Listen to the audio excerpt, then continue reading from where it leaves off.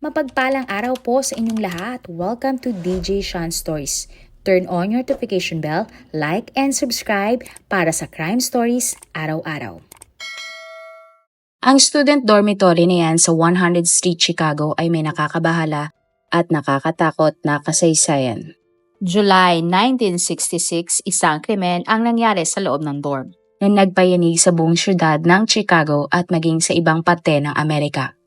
8 sa 9 na nursing student ang nakatira sa loob ng dormitoryo ang natagpuang wala ng buhay. Pero isa sa mga nurse ay himalang nakaligtas mula sa massacre na ito. Ang kaso na ito ay isa sa pinakamalaking kaso na nangyari sa buong Chicago at Amerika. Binigay ng mga pulis ang lahat ng kanilang effort para hanapin ang isa sa pinakaunang mass murderer sa Amerika. At ang kaso nga na ito ay tinawag na Crime of the Century. At dahil nga sa labis na takot ng buong syudad, kinailangan ng mga pulis na kumilos ng mabilis para maaresto ang taong responsable sa krimen. At para nga magawa iyon, kailangan nila ng tulong ng nag-iisang witness sa krimen. Mahirap man para sa witness na ito na harapin muli ang sospek, ito ay kanyang ginawa para lamang matapos na ang kasamaan ng sospek. Ang witness nga ay isang matapang na Pinoy nurse mula sa Pilipinas. Kaya naman si Corazon ay tinago ng mga pulis. At siya ay sumailalim sa isang witness protection program. Nang panahon na ito, si Corazon Amurao ay isa sa maraming nagtamasa ng American Dream. Kasagsagan kasi noon ng post-war economic boom. Taong 1943 nang ipinanganak si Corazon sa Batangas. Grade 1 pa lamang ay natuto na si Corazon na magsalita ng Ingles. Nag-aral siya ng kursong nursing sa Far Eastern University at nagtrabaho ng 2 taon bilang nurse sa ating bansa. Si Corazon ay isang Pilipina na iniwan ang kanyang bayan para sa nursing exchange program sa Amerika. May 1966 nang dumating sa Chicago si Corazon at siya ay nagtrabaho bilang miyembro ng mga staff sa South Chicago Community Hospital. Mahirap ang naging buhay ni Corazon sa Amerika, lalo na at pinagsasabay niya ang pag-aaral at pagtatrabaho. Ngunit kahit na gano'n, naging matagumpay si Corazon na makapagpadala ng pera sa kanyang pamilya sa Pilipinas at naitaguyod pa niya ang kanyang pag-aaral. July 13, 1966 nang sumakay si Corazon ng bus pauwi sa kanyang tinitirhan. Umuwi si Corazon sa 2319 East 100th Street kung saan naroroon ang kanyang dorm na tinitirhan. Kasama ni Corazon sa dorm na nakatira ay ang iba pang 8 nursing student. Sila ay sina Gloria Davy, 22 years old, Patricia Motisek, 20 years old, Nina Jo Shamil, 24 years old, Pamela Wickelning, 20 years old, Suzanne Faris, 21 years old, Mary Ann Jordan, 20 years old, Marlita Gorgolio, 23 years old, at Valentina Passion, 24 years old. Matapos nga ang mahabang araw sa ospital, umasa si Corazon na makakapag-relax siya sa kanyang kwarto at makakapag-aral. Subalit ang akala ni Corazon ay kabaliktaran sa lahat ng nangyari. Kinabukasan ng July 14, 1966 ng umaga, narinig ng mga kapitbahay ni Corazon ang sunod-sunod na tili at sigaw ng isang babae. Ang babaeng witness ay sumilip sa kanyang bintana at nakita niya si Corazon sa pasamano ng bintana sa pangalawang palapag ng dormitoryo. Ang iba pang mga kapitbahay ni Corazon ay naalarma sa kung ano ang nangyari sa dorm ng mga nursing student, kaya naman agad silang tumawag ng mga pulis. Hindi nagtagal, dumating naman ang mga pulis sa dormitoryo. Hindi inakala ng mga pulis ang kanilang makikita sa loob ng dormitoryo. Sa loob ng dorm, natagpuan ng mga pulis ang labi ng 8 nursing student. Sila ay sina Gloria, Patricia, Nina, Pamela, Suzanne, Mary Ann, Marlita at Valentina. Ang mga nurse ay pinaniniwala ang sinakal o di kaya naman sinaksak kaya agad silang binawian ng buhay. Maraming tao nga ang nakiisyoso sa labas ng dorm. Takot na takot ang lahat, subalit sa kalagitnaan ng kaganapan, lumabas sa dorm ang isang babae. Siya ang babaeng sumigaw sa bintana.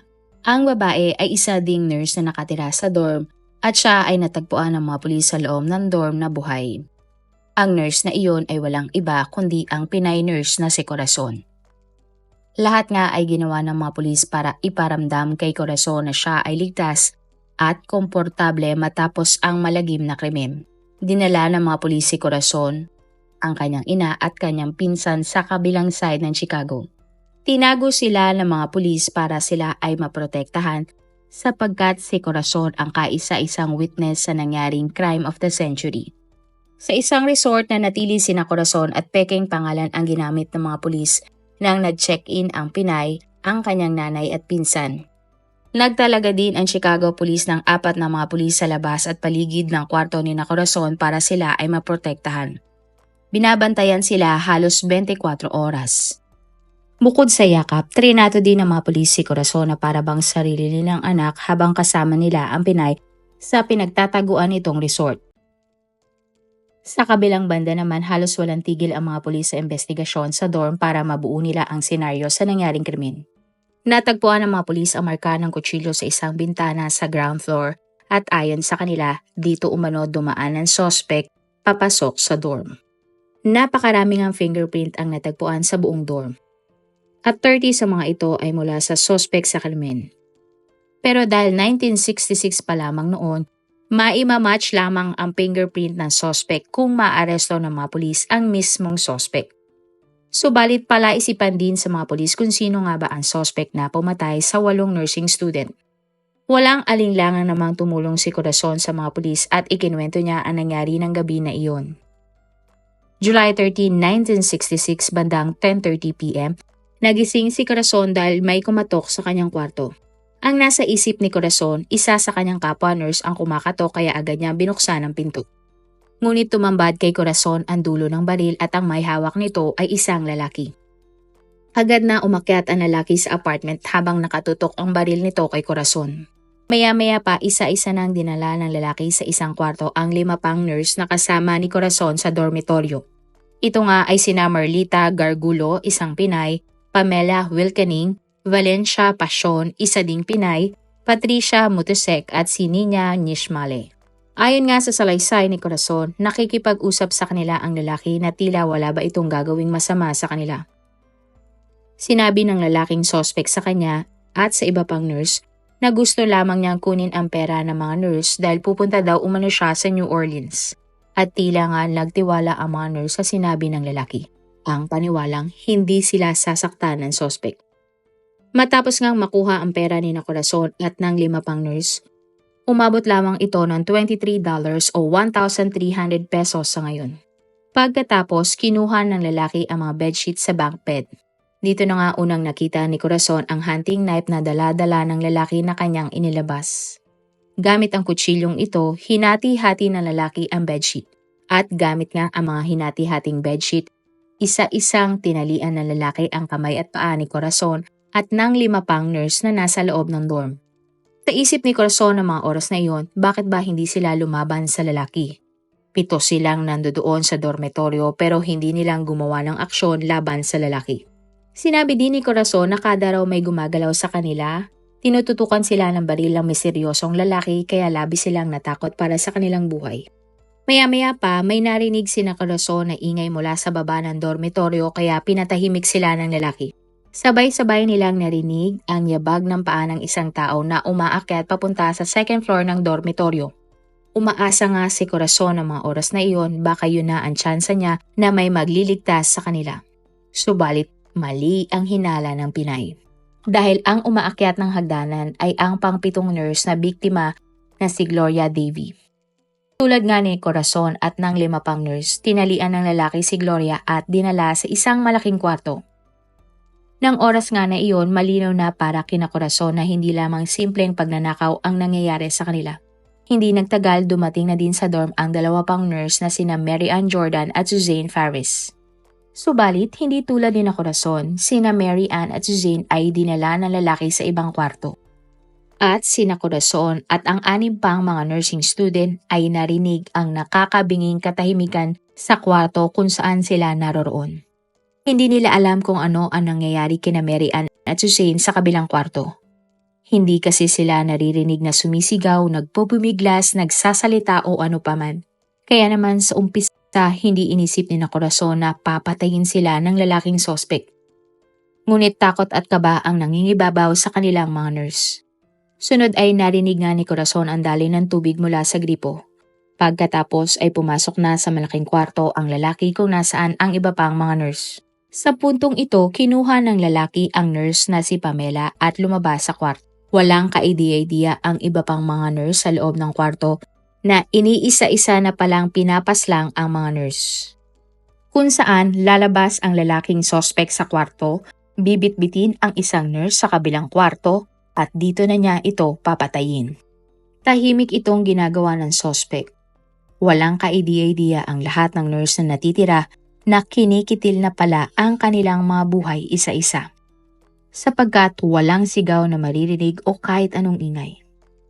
Ayon nga kay Corazon, hindi niya naisip noon na isa-isa na palang pinapatay ng sospek ang kanyang kapwa nursing student. Bago muli pumasok ang lalaki sa kwarto, naririnig ulit ni Corazon ang tubig na umaagos mula sa gripo na tila ba may hinugasan.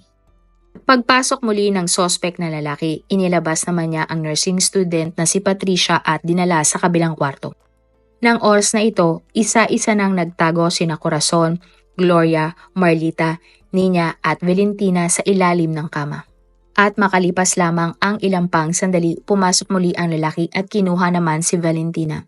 Ayon nga sa salaysay ni Corazon, naniniwala siya na bago bumalik ang lalaking sospek sa kanilang kwarto, naguhugas ito ng kamay matapos niyang patayin ang nurse. At pagdaan nga ng ilang minuto, pumasok muli sa kwarto ang lalaki at dinala naman si Nina.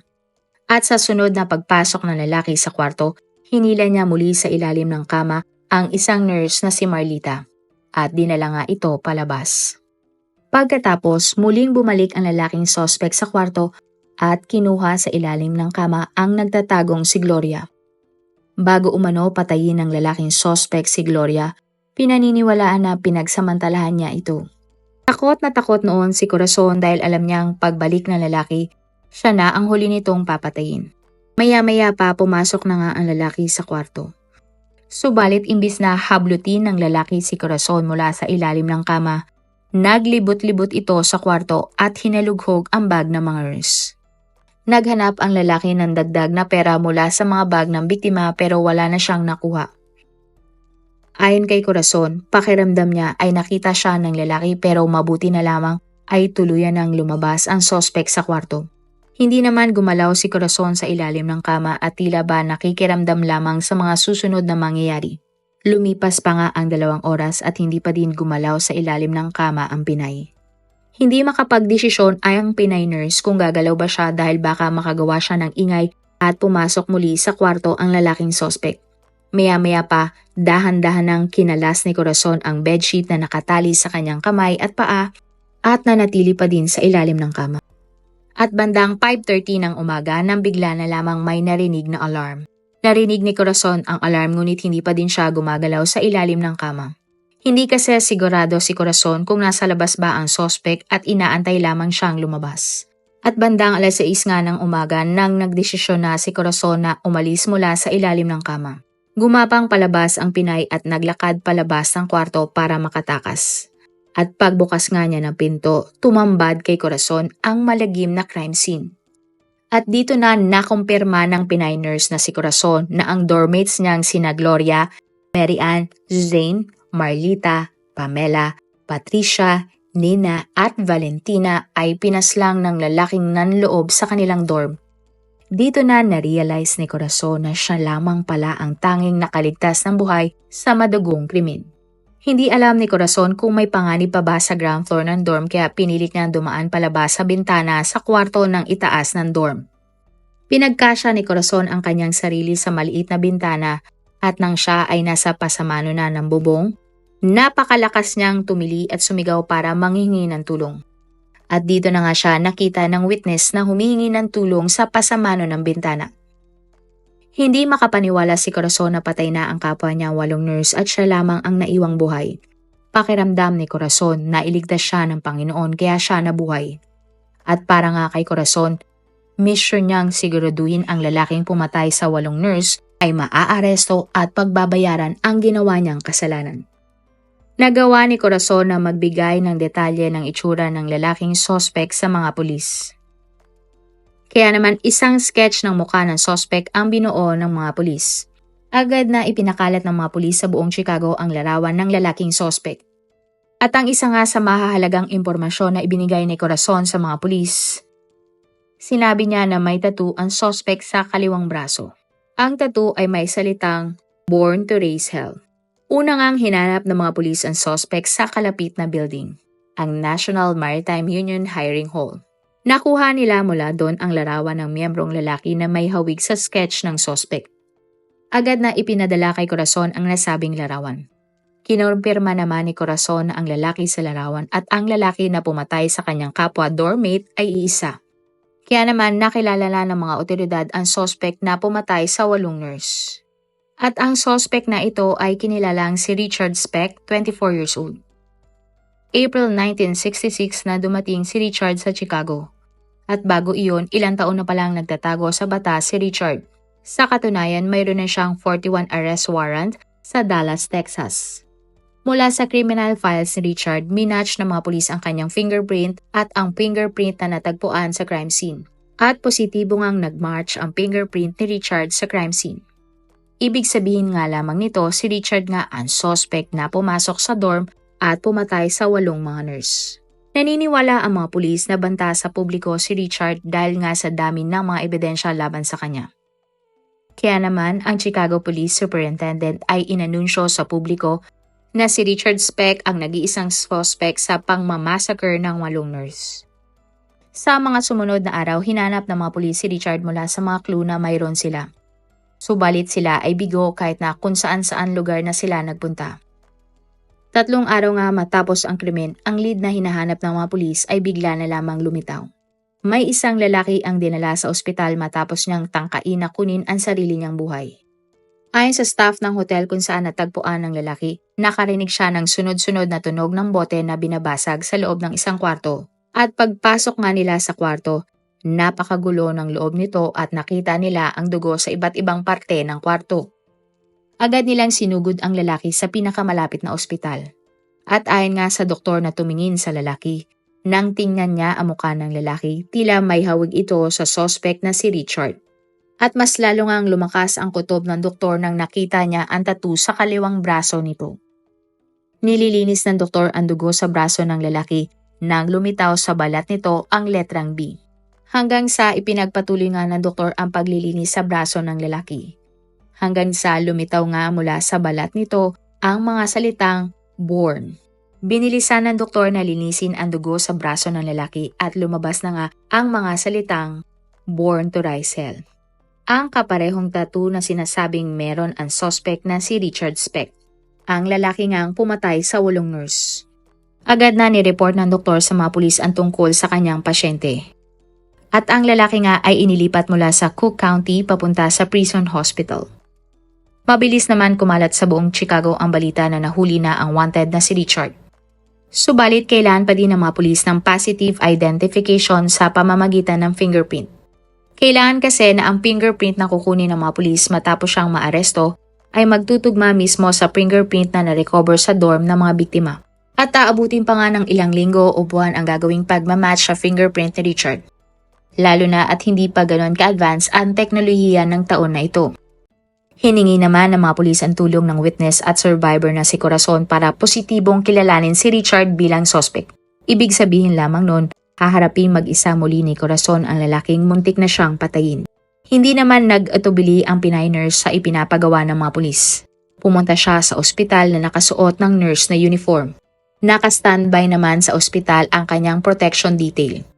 At para hindi nga makatunog si Richard sa mga nangyayari, na siya ay nakilala na bilang ang hinahanap nilang suspect, mag-isa nilang pinapasok si Corazon sa kwarto ng suspect. Napilitan si Corazon na mag-isang harapin ang lalaki na pumatay sa 8 niyang doormate. At si Corazon nga ay nagpanggap bilang nurse at pumasok sa hospital room kung nasaan nakakonfine ang suspect. Tiningnan ni Corazon ang mga mata ng lalaking nakahiga sa hospital bed at nakumpirma nga ni Corazon sa kanyang sarili na si Richard nga ang suspect na nanloob sa kanilang dormitoryo. At dali-dali nga lumabas si Corazon ng kwarto at kinumpirma nga sa mga otoridad na si Richard ang suspect na pumatay sa kanyang mga kasamahan. Matapos nga makuha ang positive identification mula kay Corazon, inaresto ng mga pulis si Richard. Siya ay kinasuhan ng 8 counts of murder at ikinulong. April 3, 1967 ang unang trial ni Richard sa korte. Sa korte, ipinakita ng mga pulis ang mga ebidensya na ang fingerprint ni Richard ay nasa dorm kung saan pinatay ang 8 nurse. Subalit hindi ito sapat para patunayan na si Richard ang pumatay sa 8 nurse. At ang pinakamabigat nga na ebidensyang mayroon ang mga pulis ay ang witness na si Corazon. At April 5, 1967 nang tumuntong si Corazon sa witness stand. Tinanong si Corazon ng judge kung nakikita ba niya sa loob ng korte ang lalaking pumatay sa kanyang mga kasamang nurse. Tahimik na tumayo si Corazon at naglakad papunta sa defense table. Itinaas ni Corazon ang kanyang kamay at positibong itinuro si Richard ng malapitan. Ilang inches lamang ang layo ni Corazon mula sa noo ni Richard. At nagsalita nga si Corazon at sinabing siya ang lalaki. At ang ginawa nga ng Pinay na si Corazon ay isa sa tinaguriang most striking courtroom identification sa Amerika. April 15, 1967 nang ibinaba nga ang hatol kay Richard. Siya ay napatunayan para sa mga krimen na kanyang ginawa at hinatulan siya ng kamatayan o bitay. November 21, 1972 naman nang binago ang hatol kay Richard at ginawa na lamang itong 400 years na pagkakulong imbis na bitay. Subalit December 5, 1991 nang namatay si Richard sa kulungan dahil sa atake sa puso isang araw bago siya mag-50th birthday. At para nga sa Pinay na si Corazon, ang araw na iyon ang simula ng kanyang kalayaan. Sa tulong ng kanyang pamilya, ang trauma na kanyang pinagdaanan ay iniwan niya na sa nakaraan. Umuwi siya ng Pilipinas at naging nurse sa Far Eastern University Hospital habang nagsisilbi bilang counselor sa San Luis, Batangas. Taong 1969 nang ikinasal si Corazon sa kanyang asawa na si Bert Atienza, isang abogado at real estate broker. Ang 54 years na pagsasama ni Corazon at Bert ay naging masaya at bumuo sila ng pamilya na punong-puno ng pagmamahalan. Kalaunan nga ay bumalik sa Amerika si Corazon. Siya ay nagtrabaho bilang nurse at tumulong sa mga taong nangangailangan habang unti-unti siyang gumagaling mula sa madilim niyang pinagdaanan. Nagkaroon nga si Corazon at Bert ng isang anak na lalaki na naging matagumpay na accountant. Habang ang anak na babae ni Corazon ay sumunod sa yapak ng kanyang ina at nagkaroon ng career sa healthcare. Sa ngayon ay retired na si Corazon at ginugugol ang kanyang oras kapiling ang kanyang mga apo sa kanilang bahay sa Virginia. Iniwan ni Corazon ang mga katagana, gusto kong laging masaya, maikli lamang ang buhay. At sa tuwing magigising ako kada umaga, nagpapasalamat ako sa Diyos na ako ay buhay pa din. Sa ngayon, ang dorm kung saan pinatay ang 8 nurse ay nakatayo pa din at may bago nang naninirahan. Halos wala ngang nagbago sa itsura nito at nananatili pa din nakatayo. Kung ikaw ang tatanungin, ano kaya ang naging dahilan kung bakit tila hindi nakapanlaban? Marami pong salamat sa inyong panonood. Meron ba kayong mga kwento na gusto nyong i-share sa ating mga manonood? O kung may personal po kayong kwento na gusto nyong i-feature sa ating channel, i-comment down below nyo lang ang inyong mga suggestions. Para naman po sa dagdag kalaman, i-subscribe nyo din po at i-follow ang ating iba pang YouTube channel katulad ng Tagalog Facts and Mysteries by DJ Sean at Manila Boy Wonder Philippines. Marami pong salamat sa pagsuporta nyo sa aming mga channel. God bless everyone!